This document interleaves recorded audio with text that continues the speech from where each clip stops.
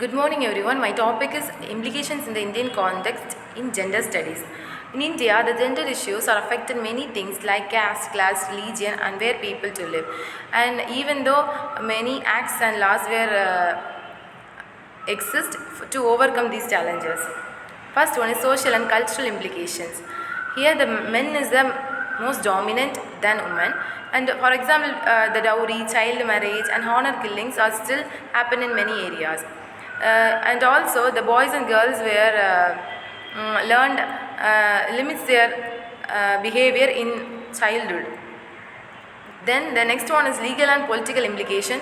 Still many laws and acts were exist. Women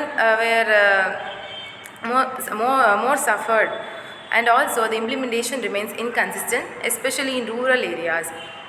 And also women political representation is low when compared to men. Then economic implication.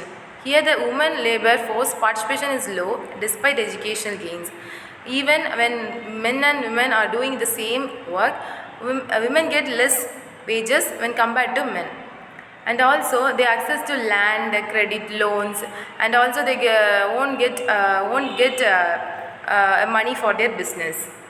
Educational implication. Even though many girls were going to school, still some areas the girls were not going to school due to the poverty, householders, etc. And also lack of gender sensitive curriculum and facilities hinders the learning and self expression.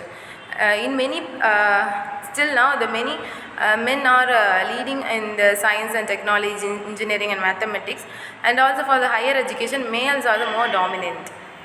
Then health and safety issues. Here the gender based violence is widespread in the domestic abuse, sexual violence and honor killings. So here the unequal access to reproductive health care and mental health support, especially in some rural areas. Then intersectionality in the Indian context. Here the gender discrimination intersects the caste, class, religion and disability and geography. For example, the Dalit and Adivasi women face the layered marginalization and violence. Then movements and change. Here the government combines the Beti Bacho and Beti Padho, and legal reforms are driving awareness against the women. And Me Too India, Queer Pride and youth-led digital activism reflect changing the mindset.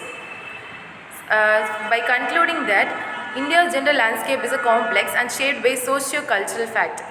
By progressing the records of legal, political and education reforms as well as the societal change. So here the also to overcome the many laws and acts where it is towards the women for justice. Thank you.